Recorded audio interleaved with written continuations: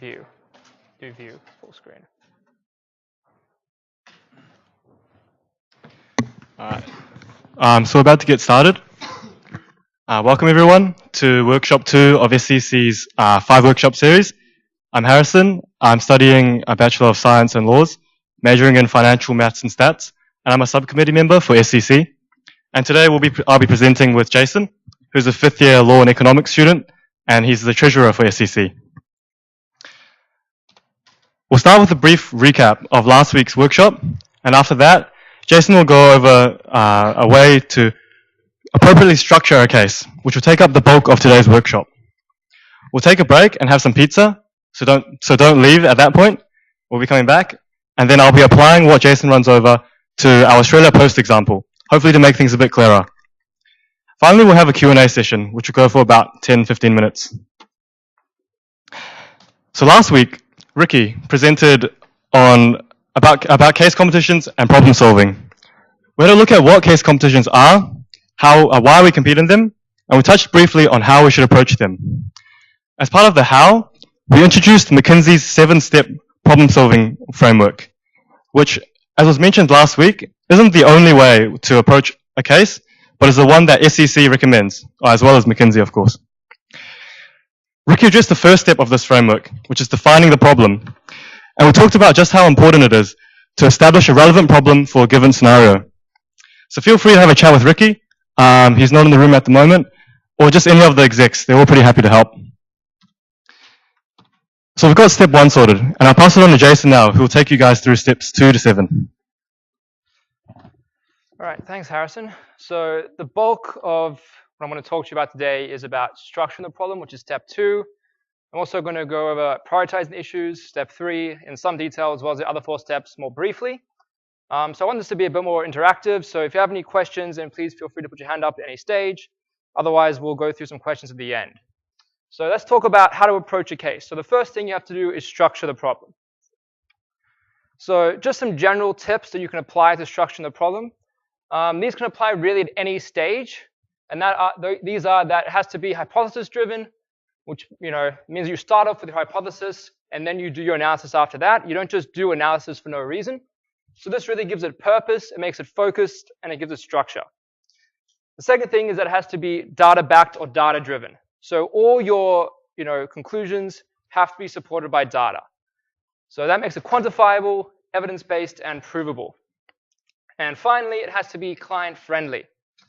So that's really an important thing in consulting. If your client doesn't understand what you're saying, then there's really no point to what you did at all. So it has to be clear, concise, and pragmatic. So let's talk about the first 2 of these things in a bit more detail. So hypothesis-driven approach. So what that means is that you begin with your hypothesis, then you break down the problem, and through that process you can then revise your initial hypothesis until you find the key insight. So the key insight is the aha moment. It's the moment when you find really what you're trying to get at, and then you can focus your analysis on that. So this sounds a bit probably theoretical and a bit obscure, so let's go through some examples of what I mean by this. So this is an example of what could be an hypothesis-driven statement. It says, I'm going to start off by looking at the revenue component of the profit equation. So what do you guys think? Do you guys think this is a hypothesis-driven statement? Do you guys see any issues with this? Yeah? What's the issue here? Actually, I don't see any issue with that hypothesis. Okay, so I'll give you guys the answer for this. So there's no real reason to why we're looking at revenue here. It's not hypothesis-driven. Let's look at an example where it is hypothesis-driven. So this says, as the client's revenues have fallen drastically in the last year, my hypothesis is that this is primarily a revenue problem, and thus I would start with the revenue part of the profit equation. So hopefully you guys can see the difference between these 2 statements. Here we're basing it on some sort of evidence, and then we're making our hypothesis, and that's driving the rest of our analysis, rather than just starting off with the revenue component of the profit equation for really no reason. So people often ask why you have to do this. There's a few different reasons. The first is that it makes the client friendly, so the client can follow what you're saying. The second is for efficiency. So it saves time by focusing your analysis based on your initial hypothesis. So when you're solving a case competition, you have to start with that initial hypothesis and then move on to your analysis. And finally, it makes it more structured. So it makes it that you aren't just relying on luck to get your answer. You actually have something that you can replicate. So let's look at another example now. Maybe it'll be clearer. So this says, now that I've looked at the revenue part of the profit equation, I will proceed to look at the cost part of the profit equation. So do you guys think this is hypothesis-driven or not hypothesis-driven? No? Yeah, you've got the idea? So I think you guys can all see this is not hypothesis-driven. It doesn't use the word hypothesis. You don't have to use the word hypothesis, but it might help. So a better example would be as revenues in the whole industry are falling, and thus the problem is caused by macroeconomic factors outside our client's control. My hypothesis is that the company can only increase profits by reducing costs, and therefore I'm going to look at costs. So if we just go back to this one, this is just saying we're looking at costs just for the hell of it. There's no reason why we're doing it. This one's saying we're eliminating revenues, therefore hypothesis is that the issue must be costs. So I hope you guys can all see the difference between those two. So that's hypothesis-driven. The next thing, as I said, is using a data-backed approach. So all insights really have to be supported by data or research. And it's often useful to compare your own company's data to historical data, since this allows you to find the trend, and to the competitors' data. So this will allow you to see whether the issue is company-specific or industry-wide, which will be important to focusing the rest of your analysis. So some techniques in order to support your claims with data are just generally using descriptive statistics. So these are things like the mean, the median, all that sort of stuff. But generally note that it's better to use percentages rather than averages. Averages can often be misleading. You can use regression methods. If you guys have any exposure to econometrics, you could do that. If you don't, then don't worry about it. And you could use financial analysis. So that's what we're going to focus on next week. We look at the basics of financial analysis, so that will help you with that component. So let's look at some examples of the data-backed approach. So let's look at this statement. This statement says, the client's raw materials costs have increased, and thus we should attempt to reduce these costs. So do you guys think this is a data-backed statement? Because you're saying that the client's raw materials have increased. Yeah. But the thing is, that's you would have needed some data to back that statement. And Yeah. thus we should attempt to reduce these costs. So it sort of is, but it puts to more explanation. Yeah. So it's kind of half there, but not really. So it says that they've increased, but it hasn't quantified it. So really, with having data-backed statements, you have to quantify it in order to actually really get the insight. So a better example is this. Whilst the client's raw materials costs have increased by 10%, their distribution costs have increased by 25%, and thus the latter should be the focus of our analysis. So you can see in the previous statement, I was saying raw materials costs have increased, and therefore we should focus on raw materials costs. Here we're actually seeing that distribution costs have increased by more than raw materials costs, and therefore that should be the focus. So that really shows the importance of quantifying it, right? Okay, another example. This one says, online customers are the future, and thus we should try and capture this market. So this is clearly not data-backed. It's just based on your own intuition and your own knowledge of the industry. And the client really has no reason to believe you here. That's the issue. So a better statement would be, our online clientele is growing by 15%, while our retail clientele is falling by 10%. Therefore, we should try and expand our online business or try to resurrect our retail business. So you can see how being hypothesis-driven and being data-backed sort of interact here as well. Okay, so those are some general tips that you should try and apply throughout your analysis. In order to try and structure a problem, really the most important thing, and the one thing you should take away from this, if anything, is you have to break down the problem. So you have to segment the problem into its subcomponent parts, and then break it down into more parts, and then break it down into even more parts, and so on until you find that insightful point, that aha moment. So the reason you do this is because when you get, this case, there's so much information, it really starts off as chaos. Then once you break it down, it kind of becomes organized chaos. Then once you conduct your analysis and break it down even further, then it really becomes quite manageable. You find that insightful point. So I've listed out some common ways to segment a problem. There are things like revenues versus costs, supply versus demand, internal versus external, by geography, so you could do rural versus urban, By product line, for example, a business might have multiple products, and you could do it product 1 versus product 2 versus product 3, or by customer type. So it might be obvious in the case that customers are divided by young versus old, or big versus small, or something like that. So, yes? You don't find significant differentiation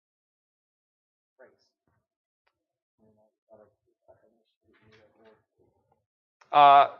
I mean, if it's relevant to the, if it's, for some reason, the product has different sales rates based on race for some reason, then it could be appropriate, but I have never seen that before. Did everyone hear that question? So we're just asking whether we could segment customers based on race. And I said I've never seen that sort of thing before, but if it's appropriate, then go for it. Really, these sort of often these segmentation patterns will be obvious in the question. And I think you'll see that with some of the examples. So it's also important to structure the case in a novel way. So these sort of segmentation patterns and the ones I want to show you later on, everyone's seen those before. So the case competition judges have seen those before. The case interviewers have seen that before. So it's really important to try and structure everything in a novel way. And often rigidly applying something you've seen will result in a pretty bad outcome. And there's more than one way to be right, obviously. You can apply multiple different segmentation patterns to the same problem. You can apply something different to your friend and you both get out the same answer. And there's also multiple ways to be wrong, obviously. Okay, so how do we actually segment a problem? So the first key principle we have to look when segmenting a problem is MECE. Has anyone heard of MECE before? Sort of? So MECE is obviously a very important concept in breaking down a problem. And there's two elements to it. There's being mutually exclusive, and then there's being collectively exhaustive. So what do these things mean? Mutually exclusive means that when you're breaking down something into its subcomponent parts, those small parts shouldn't overlap. So for example, the economics major at the University of Sydney is contained both within an arts degree and within an economics degree and within a commerce degree. So that economics major is overlapping between those categories. The second thing is that the small parts must be collectively exhaustive. That means that the sum of all the parts must be equal to the total. So in layman's terms, what this means is that you can't exclude any categories. So we'll see some examples of that as well. And two implications of that are that the parts must be parallel and that you should only try to have 3 or 4 parts. So let's talk about what those implications mean. First, does anybody have any questions about mutually exclusive and collectively exhaustive? Because they're quite tricky the first time you see them. Okay, so we'll move on, and maybe with some examples, if you have any issues, we'll sort them out.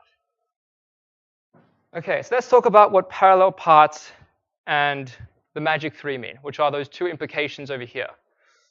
Parts must be parallel and only 3 or 4 parts.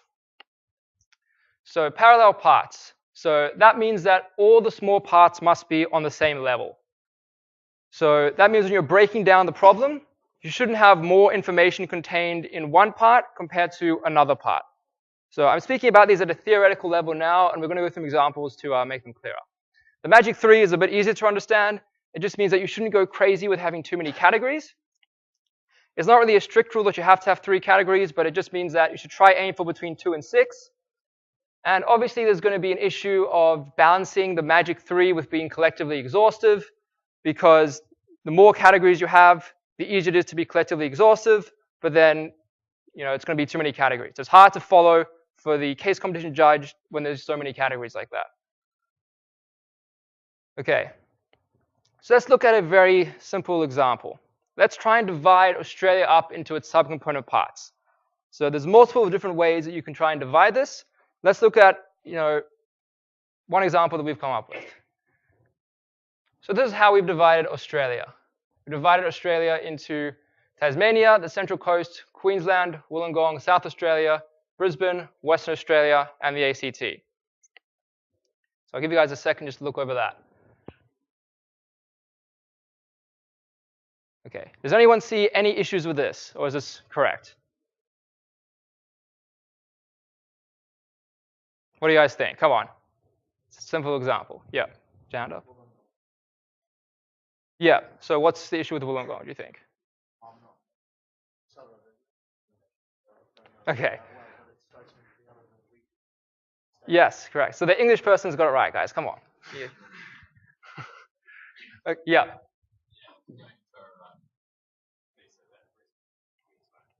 Yeah. Yeah, exactly. So basically, this actually fails pretty much on every level. It's not mutually exclusive because you have Brisbane and Queensland. Clearly, those things overlap. Brisbane's a subset of Queensland. It's not collectively exhaustive because it doesn't include New South Wales. It only includes some of the regions within New South Wales, such as the Central Coast and Wollongong. So other regions within New South Wales aren't included in here. The Magic 3, that's an issue there. There's too many categories here. It's hard to follow. And finally, parallel parts is also an issue. So you can see there's all four of those are issues. Can anyone see why parallel parts might be an issue here? So it's what you've alluded to earlier, in that clearly Western Australia is not on the same level as Wollongong. One's a region within New South Wales and one is a state. So if you wanted them to be parallel, you would have to have New South Wales and then Western Australia. In the same way, the Central Coast is not on the same level as Tasmania. They're not parallel. So there's going to be a lot more information contained within Western Australia than there is contained within Wollongong. That's what it means. Okay, I couldn't say that. All right, so I just want to give you guys a couple minutes now just to discuss amongst yourselves how you would divide Australia if you were to try and abide by these four principles. So I'll give you guys a couple minutes just to discuss amongst yourselves. As I said, there's a few different ways you can do it. So give that a go, and we'll come back in a couple minutes. Oh, you're doing a good job, man. Killing it. How many minutes you reckon? Five or so? What? How many minutes you reckon you're doing? Less than 5, like 2 minutes? Yeah.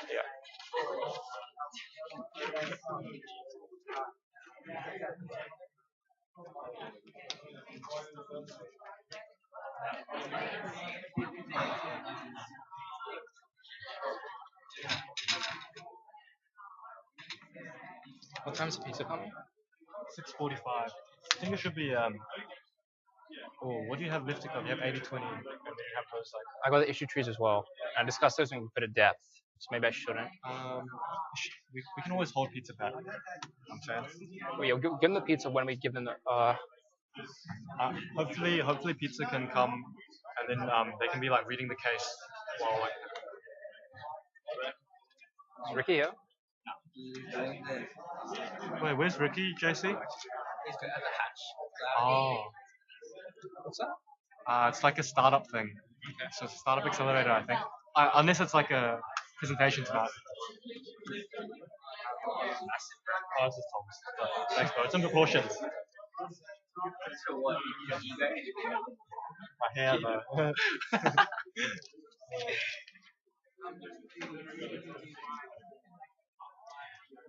Gonna sit?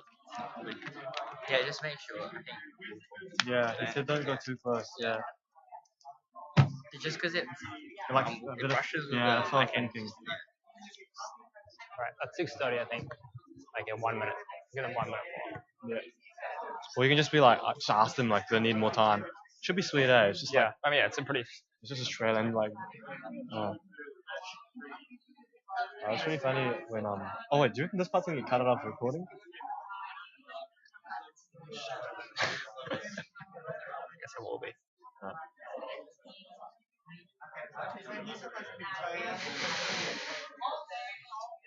I'm glad we have that guy who's like pretty interactive there at the front.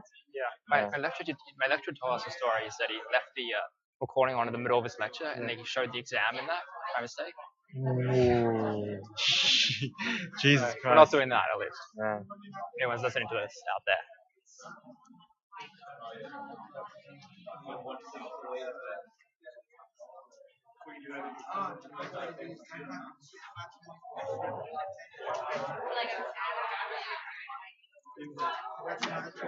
We're going to give these around later. All right, guys, let's regroup. So hopefully a lot of fruitful conversations going on.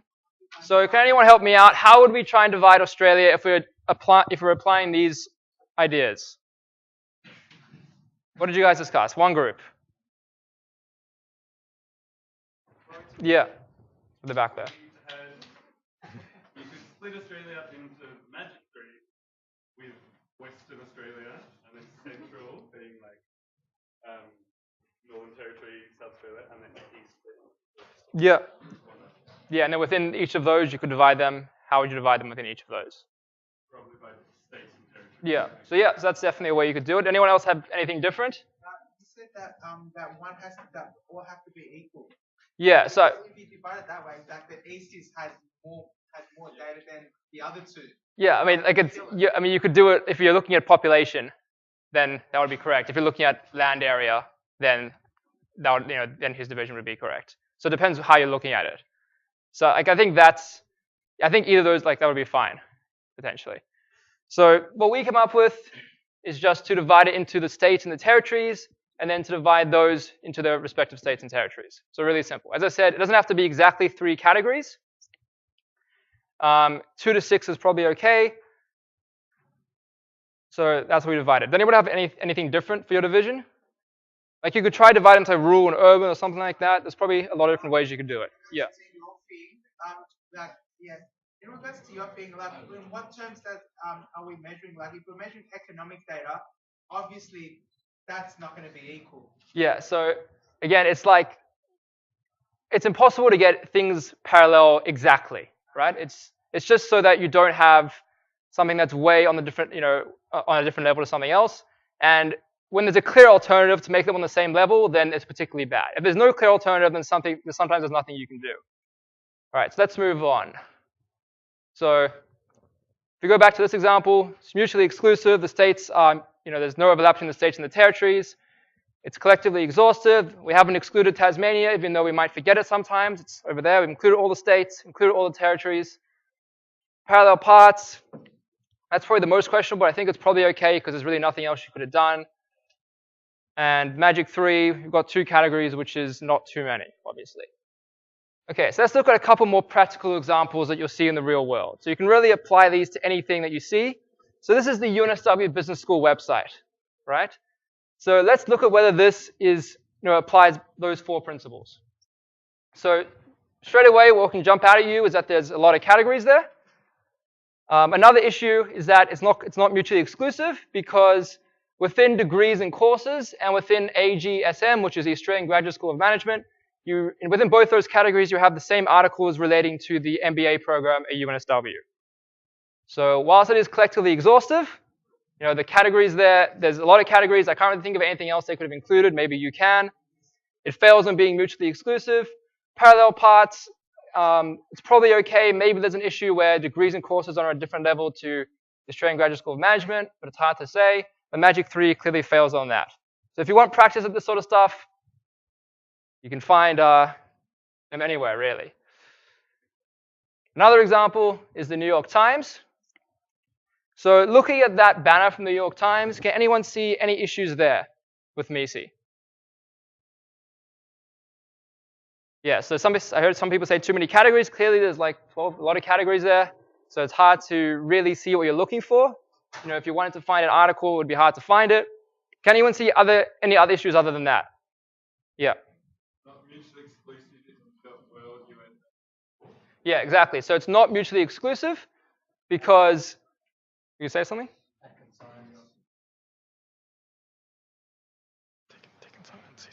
Yeah, so it's not mutually exclusive. If there's an article about how bad Donald Trump is as a president, it's going to be within both US and politics, right?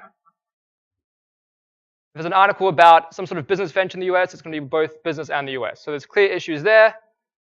It's also not parallel. So obviously the world is on a different level to the US, which is on a different level to New York, which is the same as the Australian regions example. So hopefully you guys can all see that. So as I said, if you have any questions or issues, then you can put your hand up anytime. Okay, so those are some examples of MECE. So let's move on from MECE to issue trees. So that was looking at MECE just generally in the real world. The way that we use MECE in case competitions is through issue trees. So with your issue trees, you have your problem, which is what we looked at last week, defining your problem. Then we divide that problem into various issues, issue 1, issue 2, and issue 3. And then within each of those issues, you further divide it into the sub-issues. So this is what I was talking about breaking the problem down into sub-component parts. and finding which segment is the real issue. So obviously this has to be MECE. It has to be mutually exclusive in the sense that all the issues don't overlap, and all the sub-issues within, sub-issue 1.1 and sub-issue 1.2 can't overlap, and sub-issue 2.1 and 2.2 can't overlap. It has to be collectively exhaustive, so it has to be, you have kind of excluded any issues. The parts have to be parallel in the sense that there isn't significantly more information contained within one issue than another. And the magic 3, there can't be too many issues. So hopefully that's sinking in now. Okay, so let's look at some examples. These are some basic, standard frameworks or issue trees that are seen online. As I said, you really have to try and apply your own issue tree and your own structure, but it's useful to know these in order to maybe base your own issue tree on them. So if we have a problem where our client has falling profits by 20%, how do you guys think we could try and divide this? How could we break it up into its subcomponent parts? Yep. Yep, so that's perfect. Profit is equal to revenue minus costs, so we can break it up into revenues and costs. Then within each of those, we can break them up further. Revenues can be broken up into price and quantity. Costs can be broken up into fixed costs and variable costs. So those are just some ways to divide revenues and costs. There are other ways to divide revenues and costs. Revenues could be divided into revenues per product, or revenues by customer type, revenues by geography, as I was saying, all those segmentation patterns I was looking at before. So there could be urban revenues and rural revenues. There could be revenues for different types of customers, that sort of thing.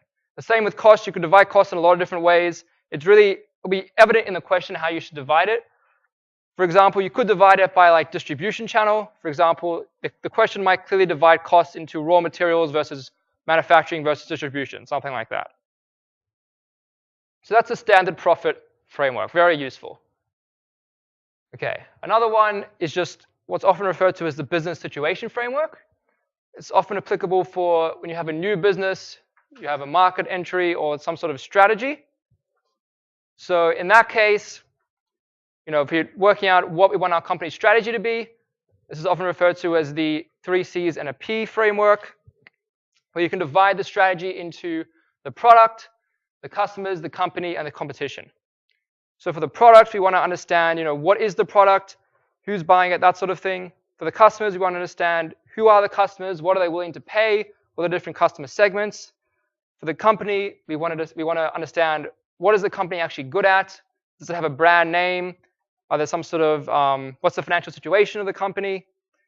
And for the competition, we want to understand the competitors' behaviors and the regulatory environment and a whole bunch of other things. So those are just a couple of examples of each of them, which are also displayed up there. But this is really just a way of structuring information, and there's a lot of different pieces of information you can get within each of these 4 categories. So these 2 things are actually not collectively exhaustive because there's not enough space on the slide, but there's a lot more things you can put in within competition, obviously, and within company and customers and product. Okay. So another common issue tree is for adding and reducing capacity. So this means you're adding a factory or removing a factory. When you're doing that, you can divide the problem into demand factors and supply factors.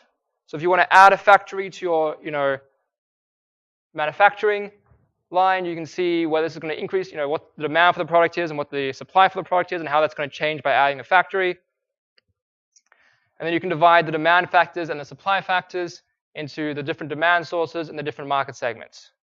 So that's just a common way people divide things. Again, these are just basic things that you need to be aware of, but you shouldn't necessarily apply very rigidly. You should try and come up with your own structure. Okay, so I'm going to give you guys, again, 5 minutes now. So I want you guys to try and build your own issue tree based on this information. So Tom's Gym has been unprofitable from 2015 until now. So have a guess which of these things might be, useful.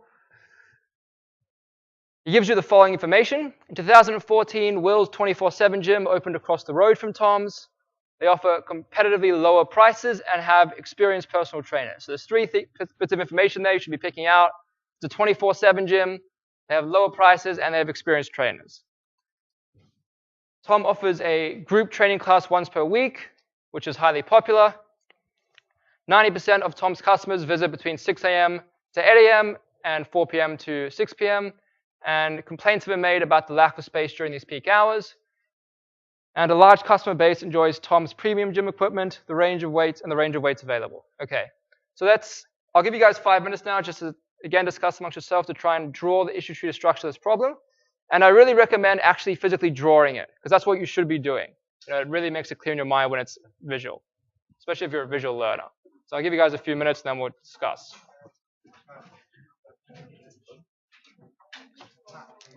So I don't know. The pizza would be good now, but I still have to just. It's about issue tree. So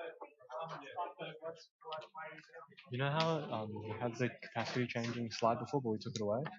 That was just like because you know how the first one after these slides, Yeah, we it's took like that away. broke Yeah. down step by step, and then I was thinking after running through that, just jump to the capacity slide. So you could probably also have used like this capacity one, so there's not just like one issue tree for the slide. You know what I mean? I mean, I'll see what they come up with. Yeah. I don't really know how to apply that to this. I mean, it just seems honestly, it just seems like a profit problem. And then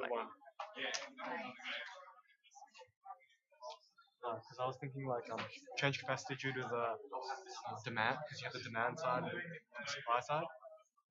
No? Wait, say that again. Like you know how they visit between like opening of business and close of business, that part. And then like they complain about lack of space and all that, so like there'll be a demand for like. Yeah, I mean, I don't, because the main problem, yeah, I don't know. Probably speak for like another 10 minutes at least. Hey, you want to sit back? You've been standing for ages. No, I didn't say. I said I've got like 10 minutes left probably for me to speak. That'll be perfect. If you finish 10 minutes, pizza will come here and then take a break, come back, share their posts. Yeah. So I'll give them another minute and a half probably.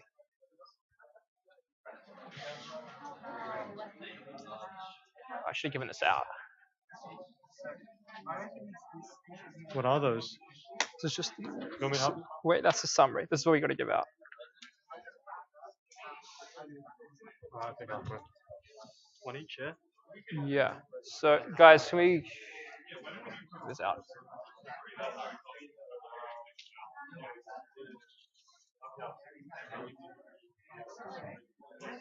Whoa, wait.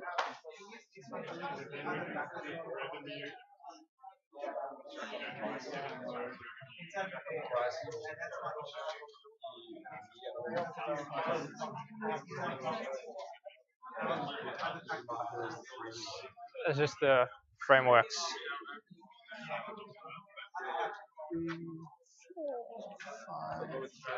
These are just the frameworks, guys.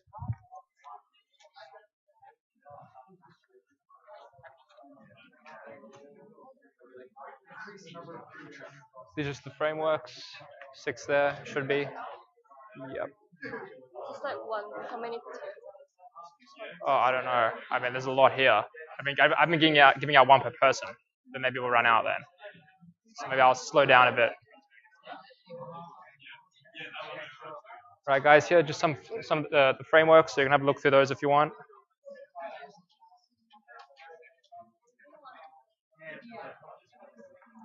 Here are the frameworks. There might be some extra at the end if you want your own one.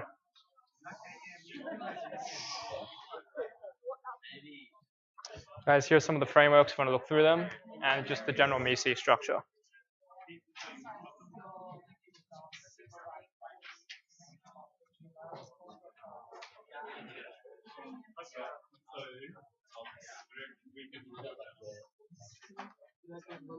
Yeah, sure.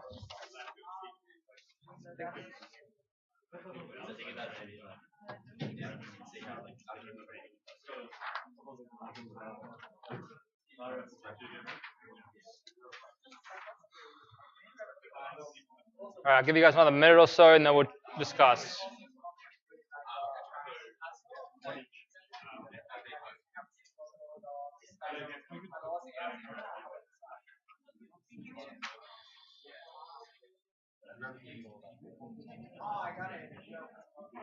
All right, yeah, let's make it start up again.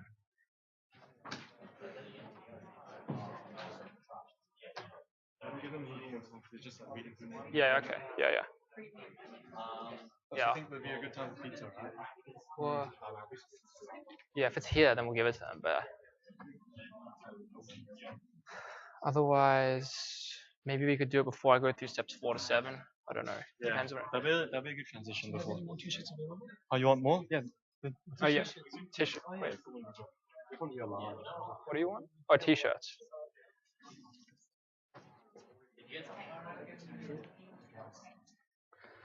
Alright, should we start? Yeah, sweet. Alright, so the discussion seems to be dying down a bit. Assume that means you guys have all cracked the case. So, does anyone want more time? Or are you guys ready to resume? Okay, I'll take the silence as meaning that you're okay. Alright, so how did you guys structure this? Can anyone give me any input? As I said, there's multiple different ways you could probably structure it. Can anyone give me how they did it?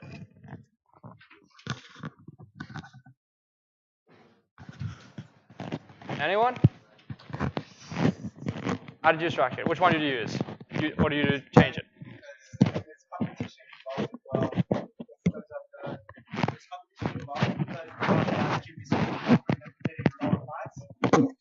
So you're saying you're using the profit framework and then adding competition? Yeah, so I think that might be an issue with being mutually exclusive in some way. I'm not sure whether that would work. Using 2 trees. Yeah, so actually this is a good point. Often you can use 2 trees as well, 2 issue trees. So you can start off with one analysis and then you find your insight moment or aha moment, and then after you find that, then you you look at that one thing and you break that down based on another issue tree. Yeah. And clearly, what Will is offering is a personal trainer, what Tom is offering is a group training. So the key to profitability for Tom is to increase his number of group training classes. We also hypothesized that considering that 90% of Tom's customers are at 6 and 8, 4 and 6, he could, in effect, save on staff costs by closing between the hours of 8 and 4, or potentially opening earlier and closing later. Yeah. To maximize the amount of foot traffic in that time, whilst at the same time drawing down on the space issue during peak hours. Yeah, so those are some really good solutions. So what sort of structure do you use for that? You just use the profit framework? Yeah, you drawn it out? Okay. So how we looked at it, we just used the profit framework. We divide that up into revenues and costs. And then within revenues and costs, we looked at the sources of revenues and costs, which are the gym subscription and the group training. I think that's probably the best way to do it.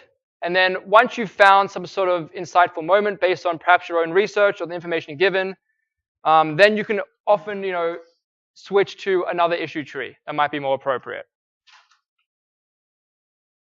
Okay. And then obviously within each of those, you can divide it into the price and quantity and the fixed and variable.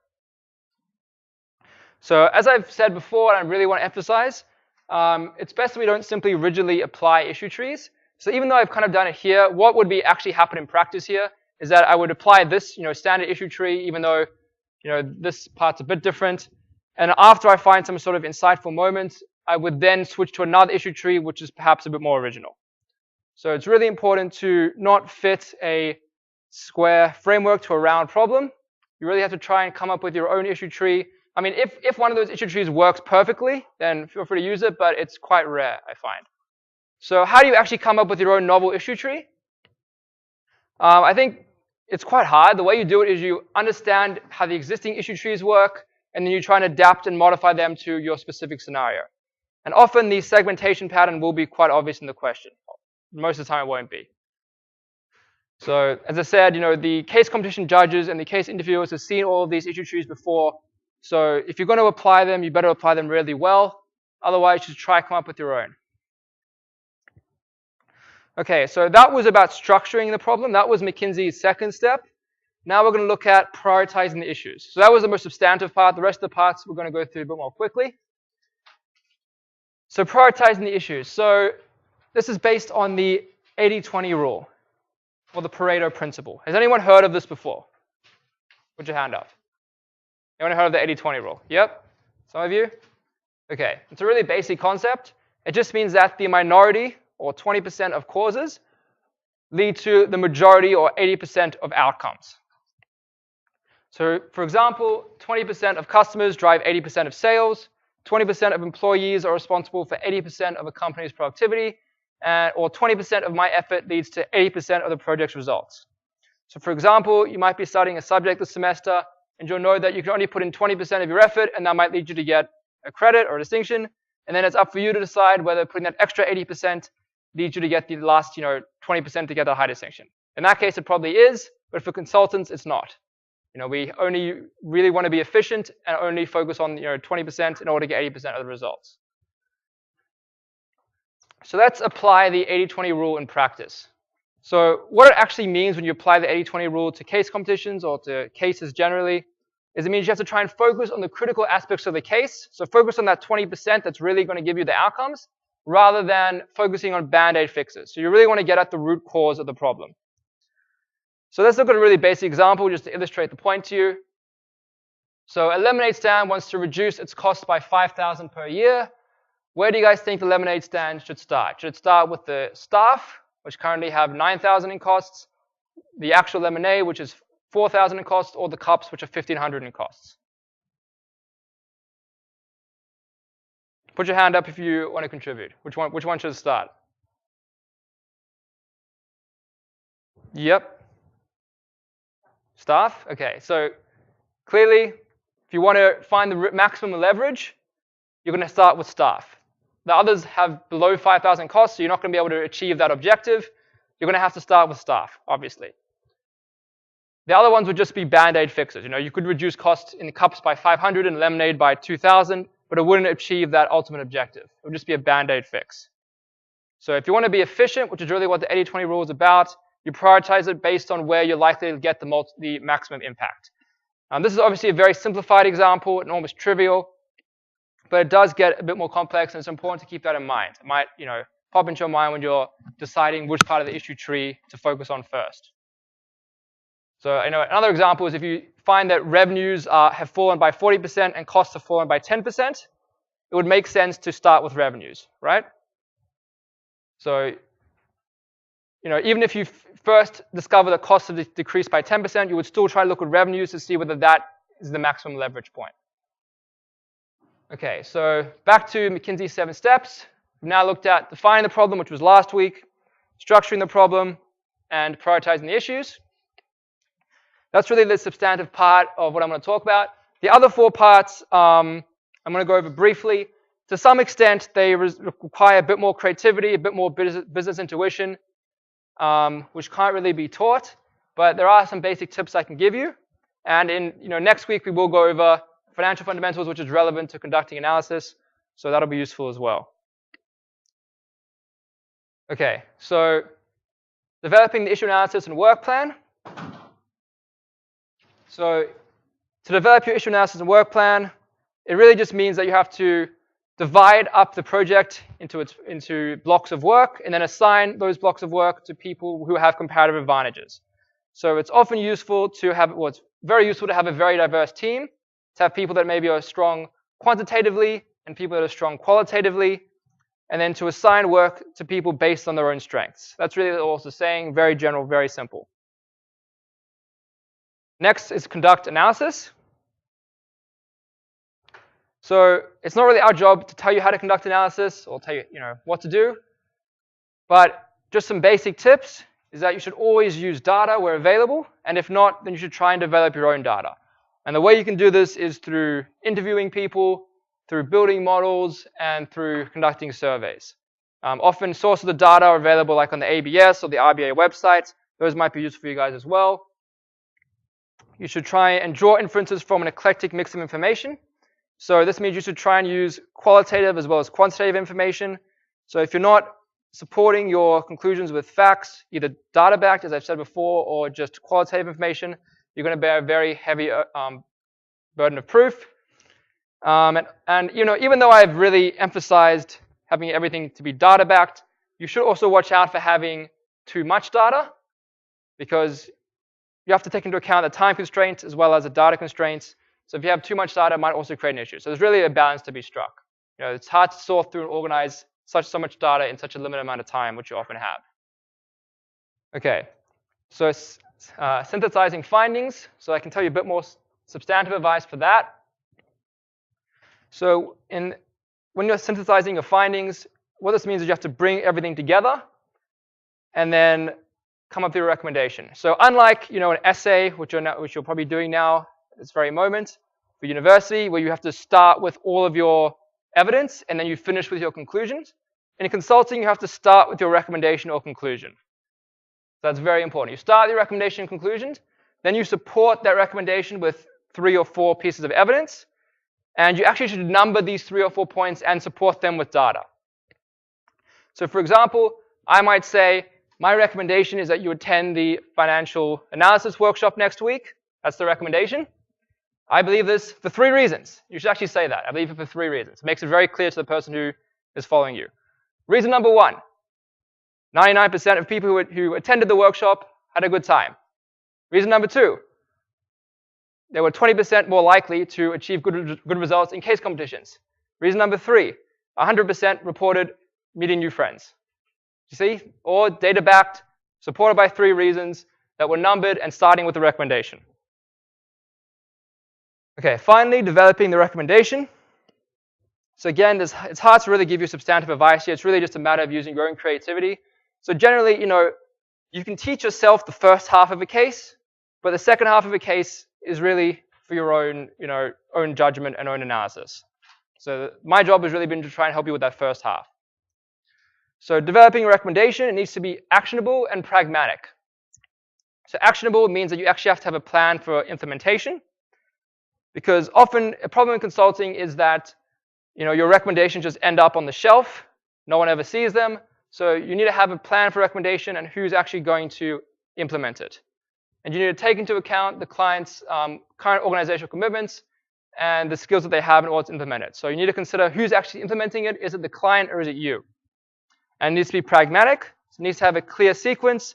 It needs to, it needs to be a time frame, and you need to map out the activities required to realize your recommendation. You also need to set out the clear owners for each of the proposed initiatives. So you should assign people to implementing each part, and you should include the challenges faced in achieving each of the parts. So that's McKinsey's 7 steps. I have my own personal flavor on it. That's really all I want to talk to you guys about today. But now we're going to look at, it's not over. There's still pizza and there's still a second half. This is only the first half. So now we're going to look at cracking the case with Australia Post. So last week we introduced the Australia Post case to you. And I think there's examples, there's the sheet around, everyone's desk. So Harrison's going to take us through how he approached the Australia Post case.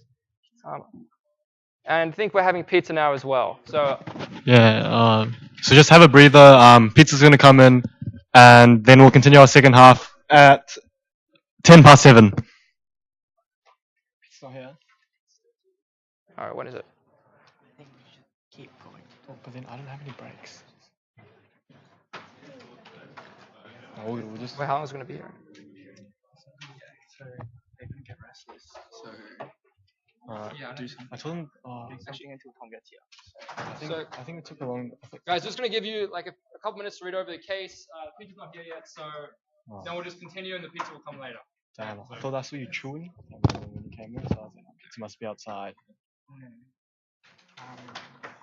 how long? Oh, pizza. Oh, it is here. Oh, phew. Okay, never mind. Okay, so 10-minute break. Am I home? Yeah. 10 minutes and hand out the pizza and have a read over the case and see how you would now try to apply these principles to the case. Harrison will take you.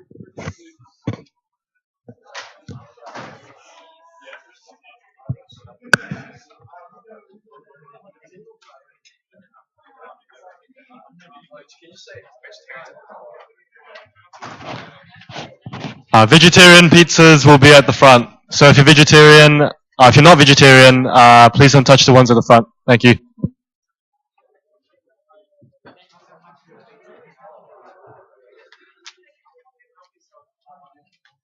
Oh man, good shit, man. Just love that in the office. What? Just regular. Just the norms ECMT tutor. I still like ICT. Like, I used to absolutely hate it. I think we should have a chat with like viewers asking if they liked it. I think you should go up because like you're the like, oh, it'll be like feedback without even like giving the feedback. You know? When I was handing out the sheets, they said they're like it's like pretty sick so far. You know, they were following it, easy to follow. So it seemed like you killed it, bro. Shit. Well, yeah, we'll get the feedback. Oh no. I need to eat. Oh, sweet. You gonna eat? I won't. I'm not hungry.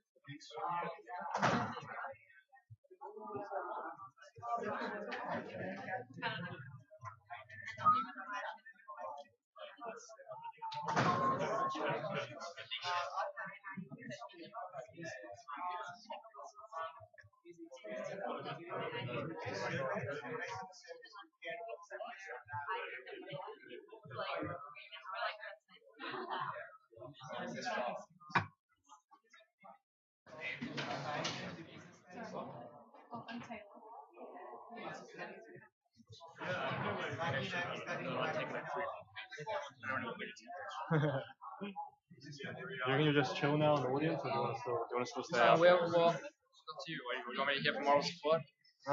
Should be okay. Yeah. Yeah, I think I'll just stay. Yeah, I guess it'll be more. Yeah. Be more professional. Yeah, that'll be fair. Well, you were just here, right? You were standing here. Yeah. Sweet.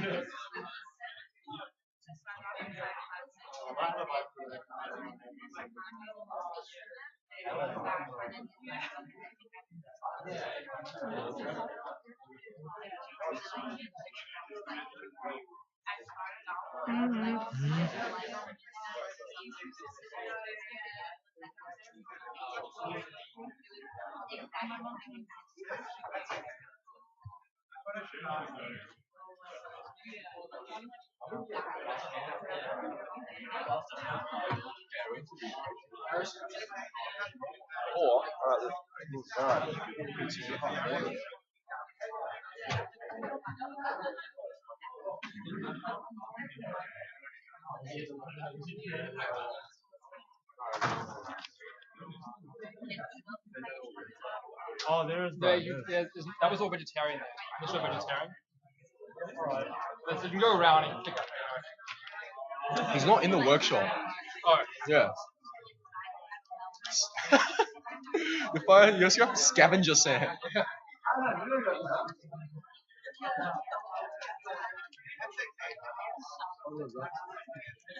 How are you going? How come you're here so late? Oh, Cornell. What were you doing, Cornell? With Jono? With Jono Tan?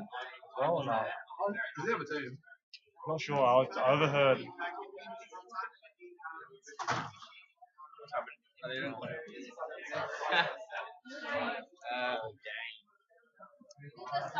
Oh.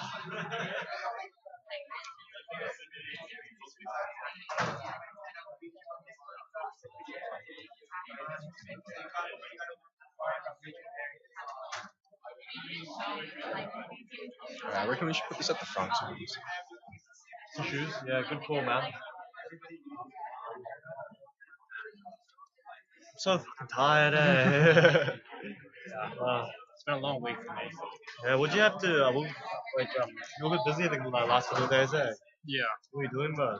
Assignments and all that? Like some interviews and stuff. Oh, true, because it's like vocational roles, eh? Yeah. How'd you do, bro? I was always looking for roles. I kind of regret applying for this in general. Who did you apply to? A bunch of them. Like boutiques or big ones? Like mostly mid-tier international firms. My mom. Oh, I don't know yeah. if we should be saying this now. Yes. Oh, true.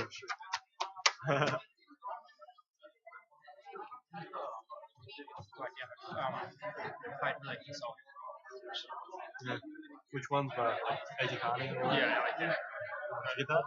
Yeah, I got interviews next week. Oh, sweet, bro. I think Jono's doing it as well. Etikani, I think, as well. Oh, is he? Competition. How many people get it? Do you know? I know. The LEK, it's only 2 positions. 2 positions only. Yeah. Oh shit. I don't have it. Crap. Take that over the whole day. Yeah, for sure, man. I reckon it'll be so like. I reckon a law job, like a law grad role. You think you apply? Are these grad roles? No, true. You have one more year. Like a law vacational role would be so like. You'd just be like so bored. You'd be like, doing like menial Yeah, tasks. it really doesn't seem. They Yeah. haven't really sold it to me. Yeah.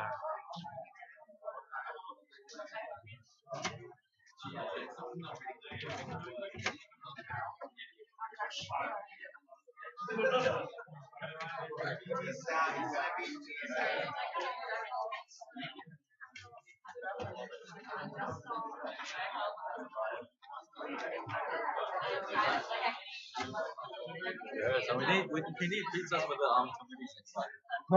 Mate, bro, nah, SCC is too stingy, bro. Nah, I'm kidding. Yeah, like next time we'll bust it. We'll return the shirt after this, eh? Yeah.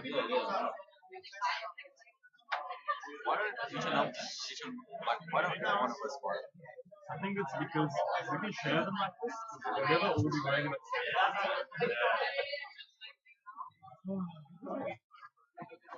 Everything open? I'm about to do it. Yeah. So that's cool. Cheers, bro.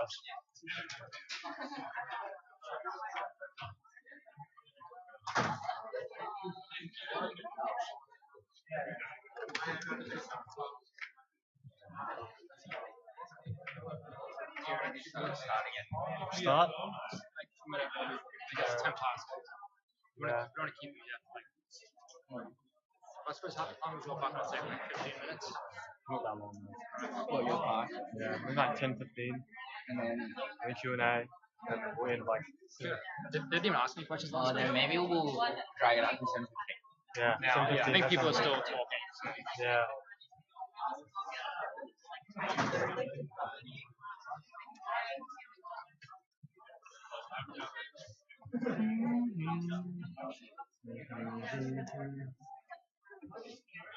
Who's going to go over the recording? Like to edit it? I don't know. Probably Ricky, yeah.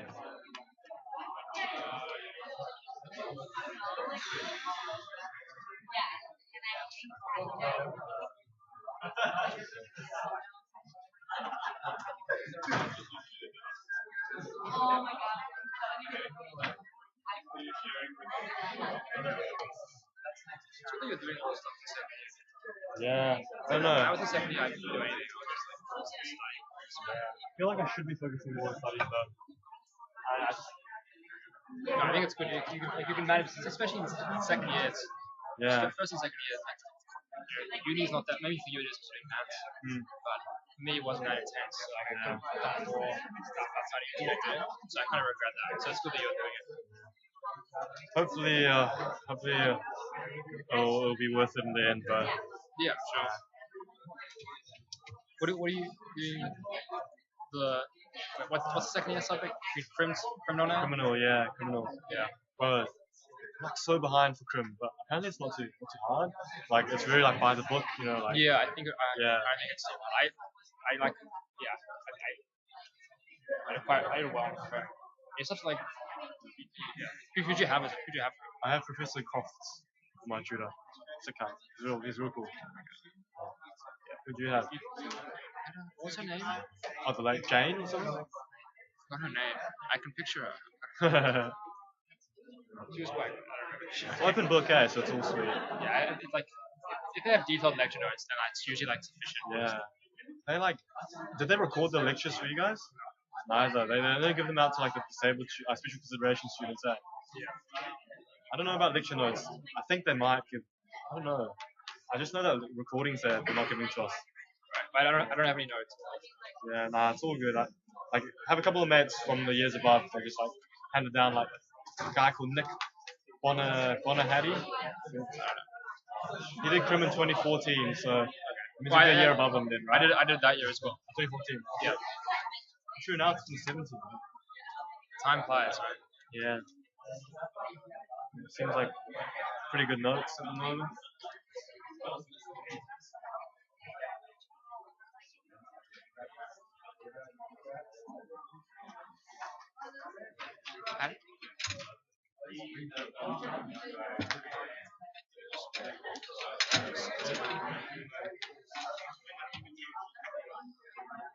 Even doing something like this is good. Something like this is good. Yeah, for your own professional development. That's what I was thinking as well. Like every time you go up for like a presentation, you do it. Yeah. I gotta learn more. I feel like I can't like I can't go up and speak off the cuff because I feel like I don't want to say anything which isn't like articulated. Yeah, you like, have to really know what you're saying. Yeah, the exactly. content well enough to do that. It's just because I've seen this stuff so many times at this point. Yeah. Like things just come back to me as I'm saying. Usually I don't. I mean, like, obviously when I'm tutoring I do as well because I know that really well as well.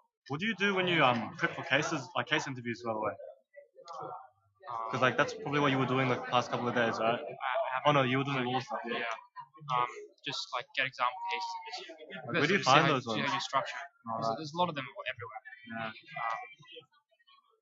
And it's good to practice with another person if you can. Like I should do it.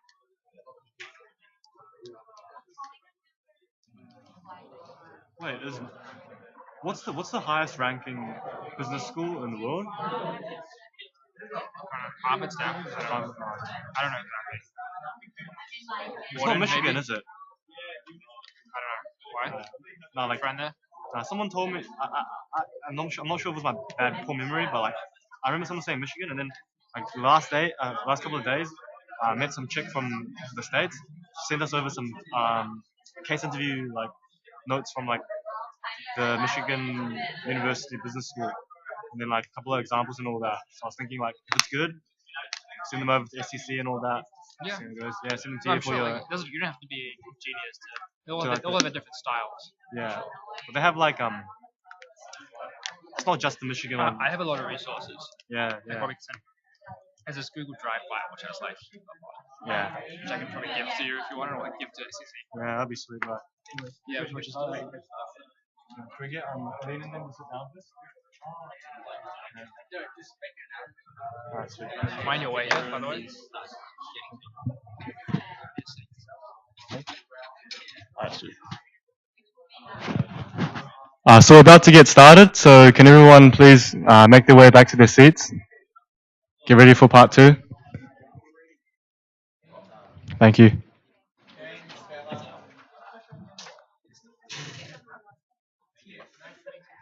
Thanks, boys.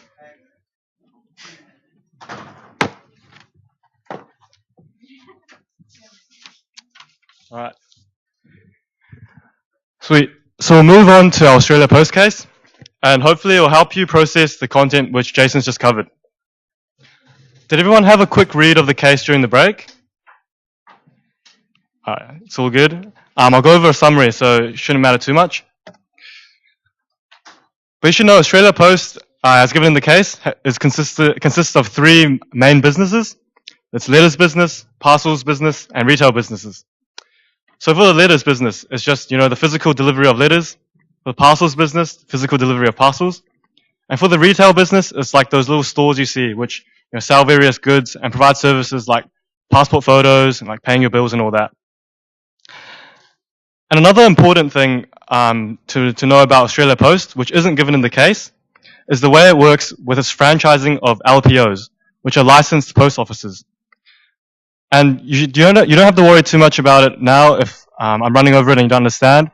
It's just so that it better helps you understand where it fits in for the solutions which we'll bring up later. So the way it works is that these LPOs are the ones in charge of delivering the letters and parcels to their local suburbs. So Australia Post sells letters and parcels to these LPOs at a discount rate, and then these LPOs have to then sell them to customers and at a set price so that they can make a little profit.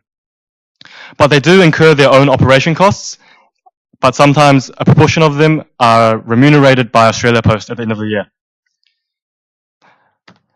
Anyway, we saw from the case that due to the recent digital disruption, this has been a major problem for Australia Post.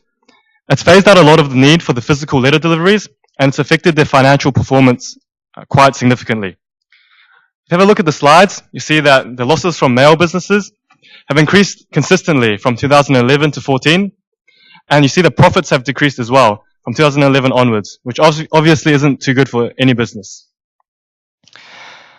There are also a couple of relevant constraints we should go over before we go any further.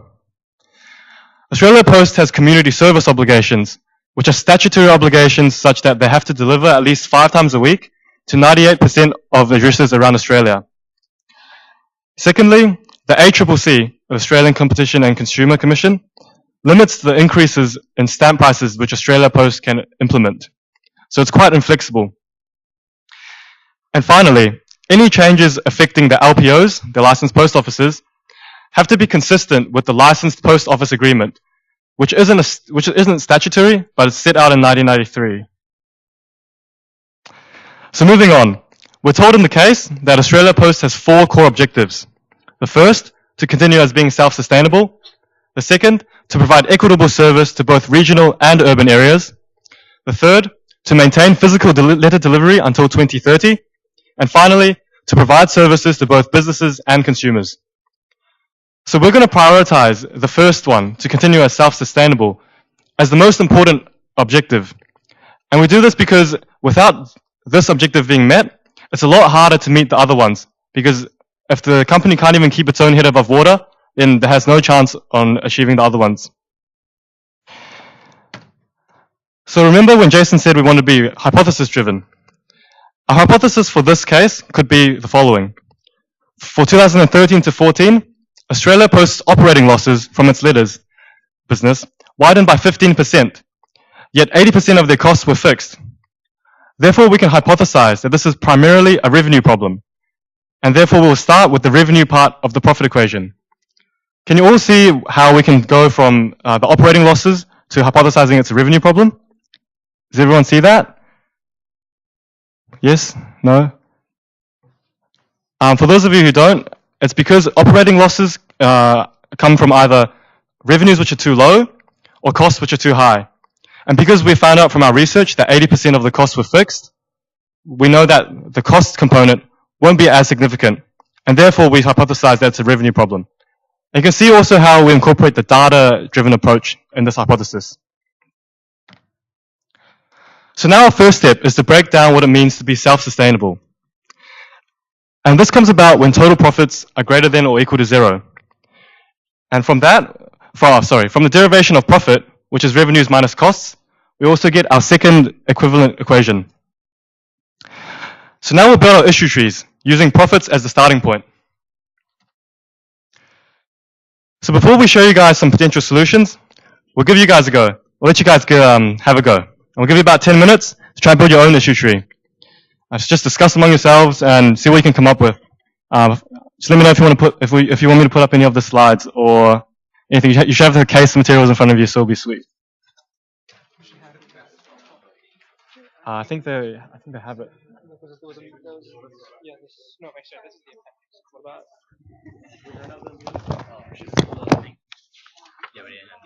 Wait, no, yeah. Where's the thing that down at the end?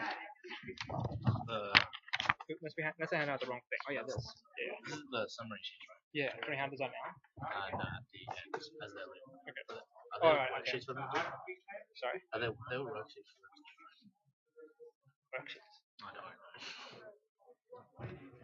Wait, what's this? This is just more copies of the thing we handed out before. Alright. I don't know we had this many copies. Oh, this is a summary. They're not the same. It's only thing that's the same as this. Ricky created this. And then it has other G stuff. Yeah. Okay. And then this one. This is just a summary. Yeah, just a second. And we'll hand this out at the end as everyone's leaving. Okay.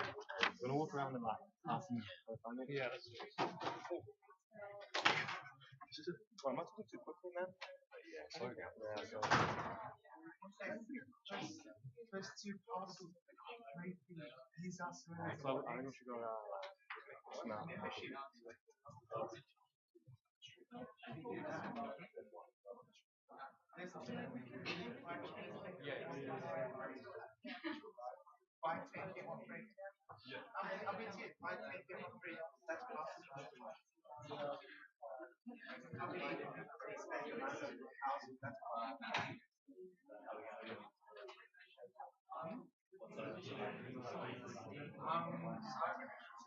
I'd say grades can be tricky and actually increase the demand and basically increase the business that our households need because everything is disrupted as you said. And so we could just say you could do first if you send some of your first 10 parcels, get one free. Yeah, no, that's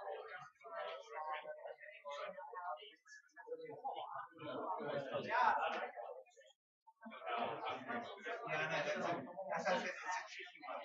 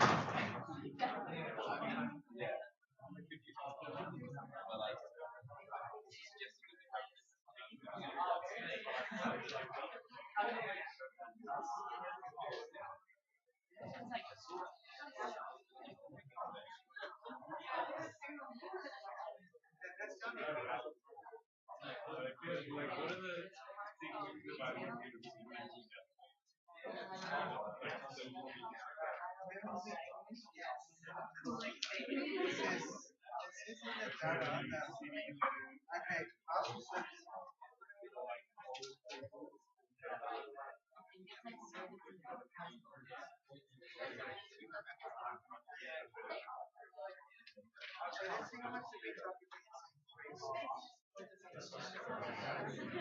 Like that's essentially. Cool, but what if we try to I think that's funny. The So this is the rate of business.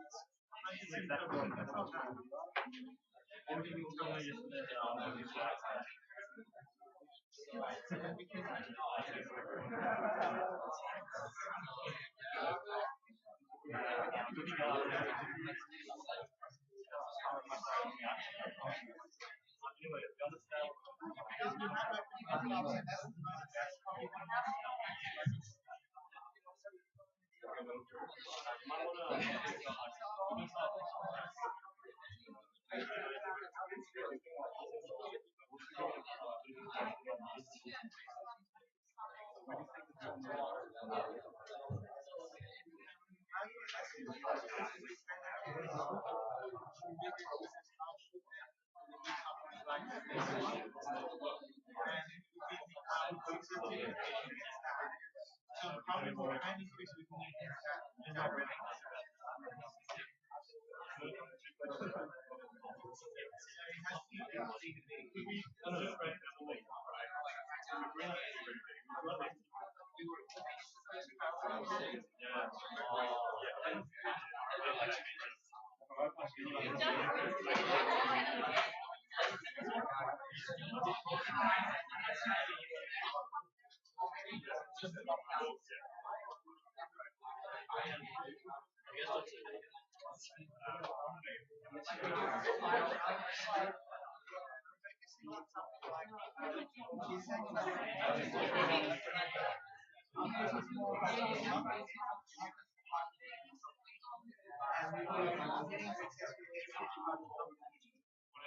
What is something really expanding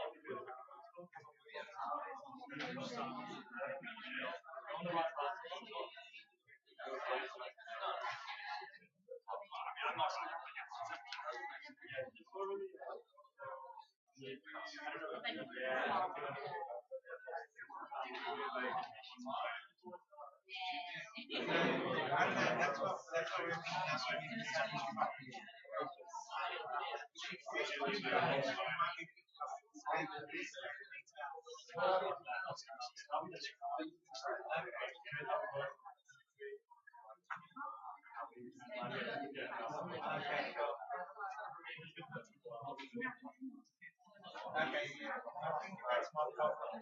I feel like the results without that job.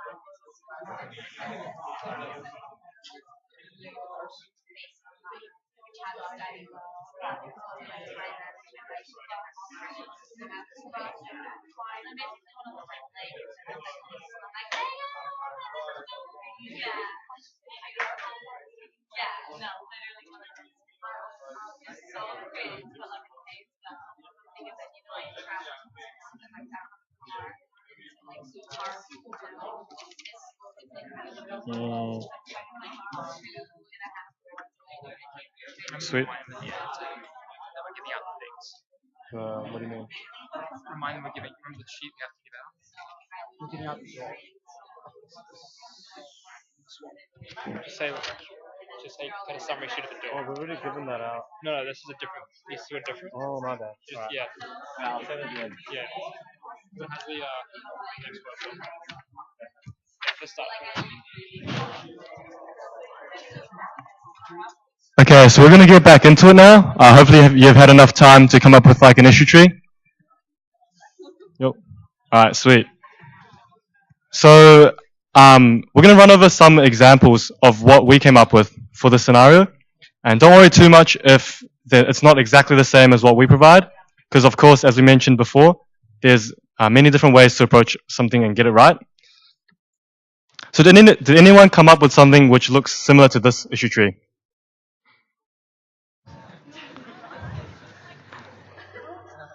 So it seems like by the reaction, not many people came up with that.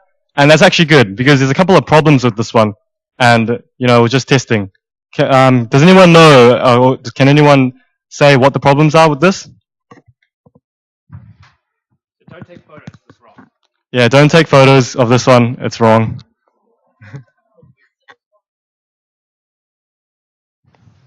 Do you reckon it's mutually exclusive or collectively exhaustive? Not exhaustive?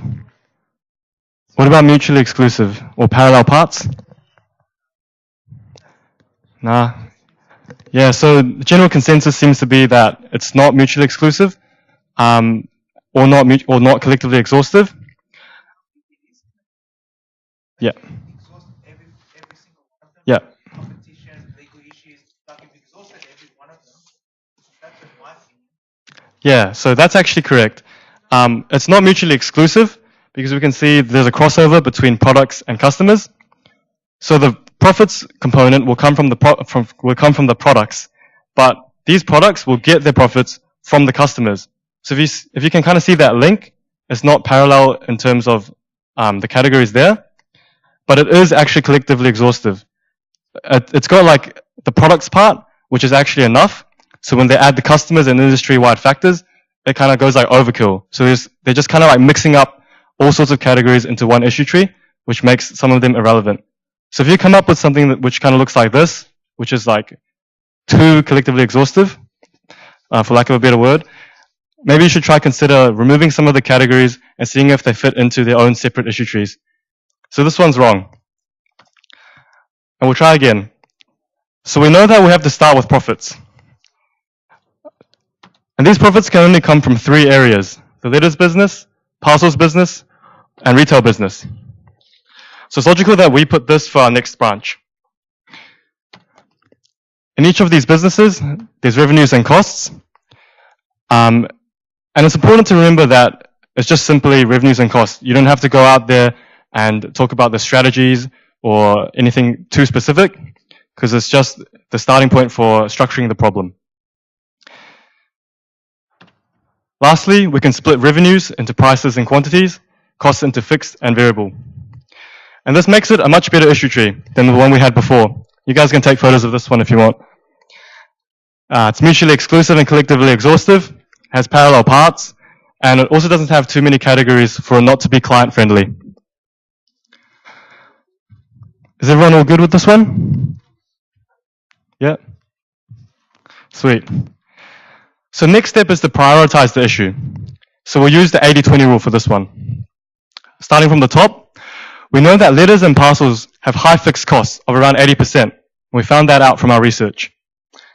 And because these fixed costs are inflexible to changes, we rule these out for the purposes of our primary analysis. And we also rule out the retail side, as it is significantly smaller in size. From 2013 to 14, it turned over profits of about 150 million, and this compares to the parcels and letters businesses. Parcels turning over 300 million, which is double, and letters losing 300 million. So if we put these in absolute terms, the letters business only has about a 20% impact on the profits, and therefore we should focus our efforts on the letters and parcels businesses, as they have the most significant influence on the profit. Does everyone understand that part? Yep, sweet. Yep. The letters part, how can we, because like we can't increase the prices, and the letters are falling as well at the same time. Yeah, so don't worry about that. We're going to go on to that in the next slide. But that's a good point. So now we're going to zoom in to the letters revenue part of the issue tree. And before we get started on these solutions, we should note that they're not fully fledged out for the purposes of this presentation. They're just kind of examples of end products from using the MECE and issue tree structures to frame the problem. The solutions are also financially feasible, and we'll be going over details of these in the next workshop next week. Sweet. So following the branch, we conclude that it will be difficult to increase revenues by increasing prices or quantity, as our man said in the front. Firstly, this is because stamp prices are limited by legislation and the ACCC. For quantities, it's hard to increase because the demand for current letter services has been decreasing due to digital disruption, which we've seen in the case. The digital disruption has been slowly phasing out the need for physical letters, and therefore it would be much harder to just create demand out of nowhere for these. So from this analysis, we can do two things. We can either work on the costs, which we've already ruled out as being too insignificant to focus our efforts on, or we can create a new initiative for the letters industry, for the letters business. So we chose to recommend a new initiative, Priority Mail, whereby customers pay a premium for letters delivered at a quicker speed than the current letter service.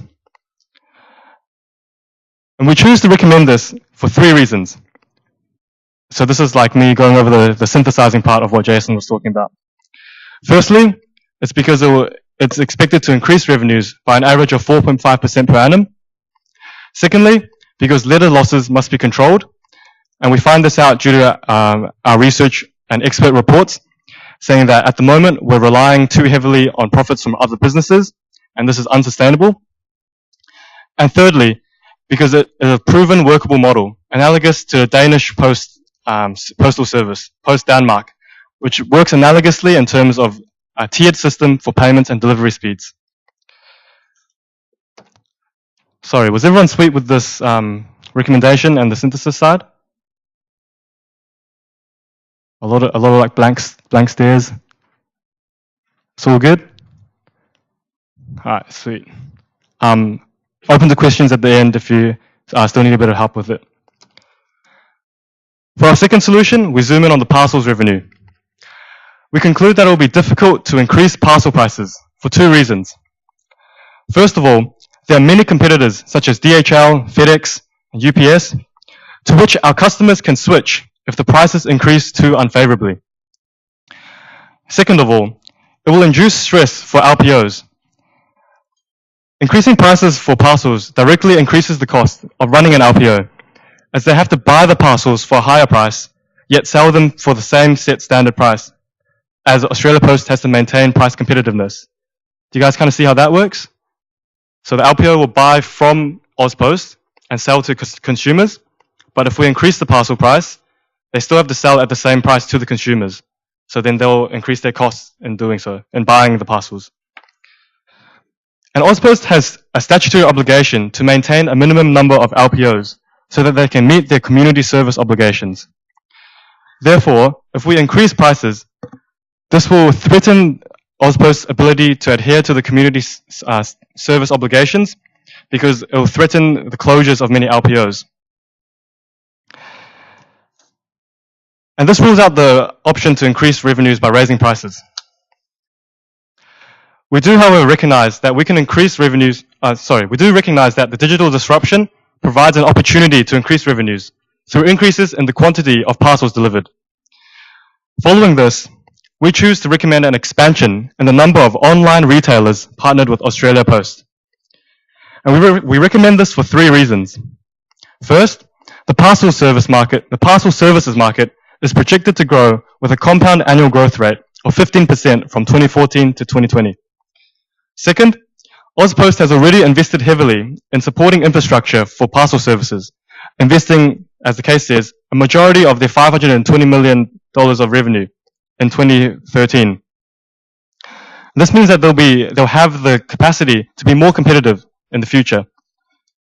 Third, the Australian online retail spending is on the rise, and it increased 6.4% from 2013 to 14. This presents an opportunity for online retailers, who will in turn require delivery partners such as Australia Post, so the viability of this plan is strengthened. So that's all we have for our solutions, and hopefully it's helped you consolidate your understanding of how we can use issue trees and MECEs to draw our recommendations. So today we've gone over steps 2 to 7 in McKinsey's 7-step framework. We looked at how we want to be hypothesis-driven and data-backed. We looked at MECE structure, issue trees, and the 80-20 rule. And we've also skimmed over steps 4 to 7, while we appreciate that these steps are more intuitive and harder to teach. Don't worry about it if you don't get the 7 steps straight away. It's something that will just come more naturally with more experience and more practice in cracking cases. We'll open the floor up to questions and answers now.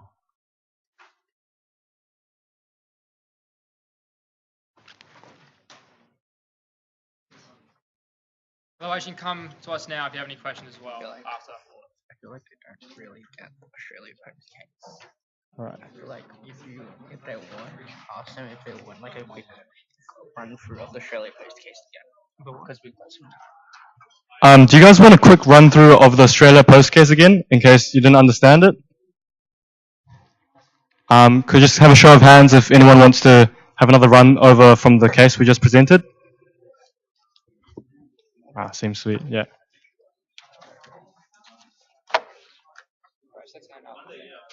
Is it all good? No questions? You're okay? Alright, so we'll be available here for questions. So just finally, if you can fill out the feedback form, we're going to be posting a video of this on YouTube, and also we'll have a summary sheet at the front when you exit. Make sure you get your summary sheet when you leave. So make sure you get your summary sheet. Next week's workshop will be on fundamental financials. It will be taken by Jonathan Cheng, 6 to 8 p.m. at ABS. And yeah. Man.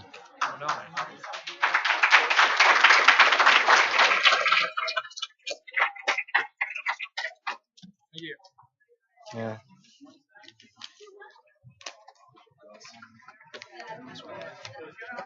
Oh man, I reckon I caked it, but